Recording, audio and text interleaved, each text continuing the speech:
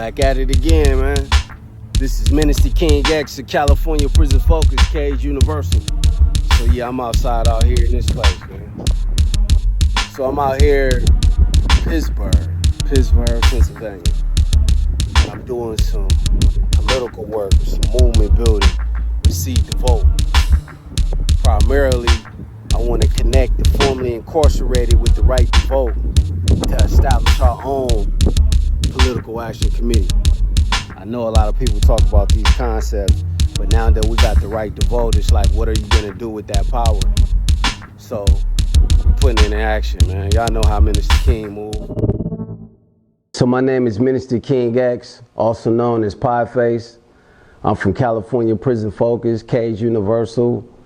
I'm also formerly incarcerated. I just did 18 years in state prison, and I did 6 years in federal prison. When me coming home after so many years, after decades of long-term solitary confinement, after decades of sleep deprivation, it was like me being subjected to a minicide. And for those that don't know, a minicide is a cultural genocide, a brainwashing. So when I came back home, I came home to a culture shock.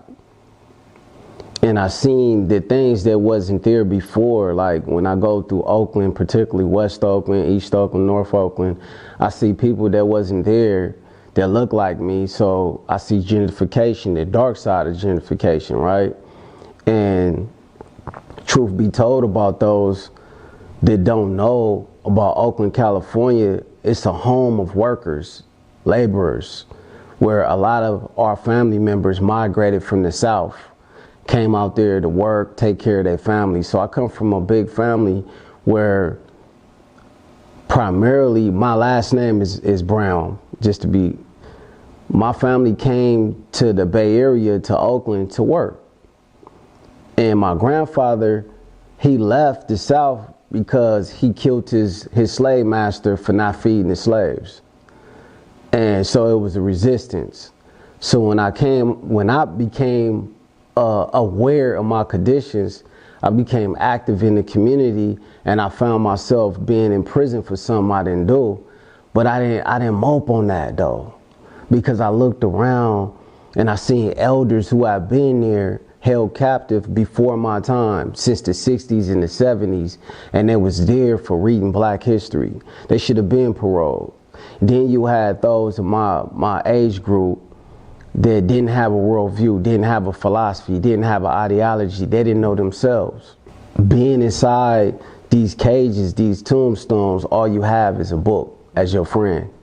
Sometimes if you let out for 23 hours, 24 hours a day, you stuck in a cage, in a cell. But if you let out for like an hour, 45 minutes, you may see a fly.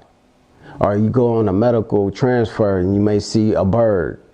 And that's something that you haven't seen in 5 or 6 years. Or if you may go to medical and engage with the medical personnel and you're hearing about a new song or a new movie or TV show because you didn't have access to a TV.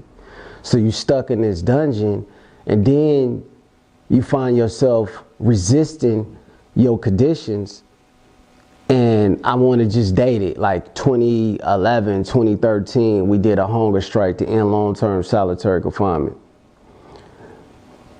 And again, you had principal thinkers that was in the short quarter of Pelican Bay State Prison who have been there in Tehachapi, Corcoran, all these different prisons. And the administration was putting them against each other. You had officers who was giving them knives to kill each other, giving Aryan Brotherhoods knives to kill New Africans, right? So they was defending themselves, and the brothers, they was creating programs to educate themselves politically so they could go back home and be an asset.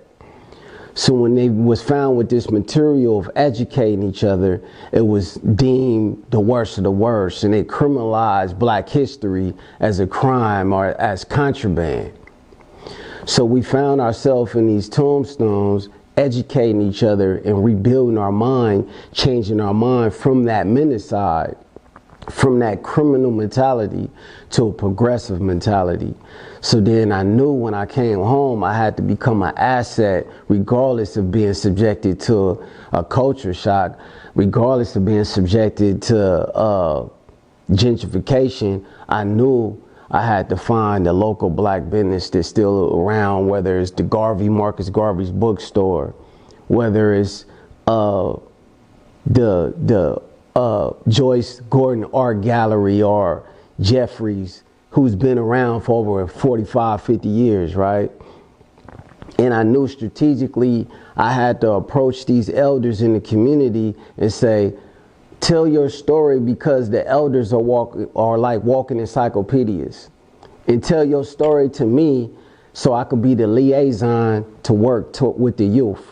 And when I work with the youth, maybe one or two understand the concept of taking that knowledge and creating their own curriculum and applying it into their everyday lifestyle, their culture, their way of walk, and finding ways how to survive that concrete jungle. Liberate our elders. When you think about Matula Shakur, who spent decades in solitary confinement, when you think about Mumia Abu-Jamal, when you think about H. Rap Brown, when you think about those who left us after their struggle, Rochelle McGee, these are elders that was freedom fighters that fought for us to have acupuncture, right? That fought for us to have mosques in the community to promote peace, right? So we shouldn't be subjected to being looked at as people who don't count. Basically, that's why I'm here, to bring the politics and solidarity to Pittsburgh.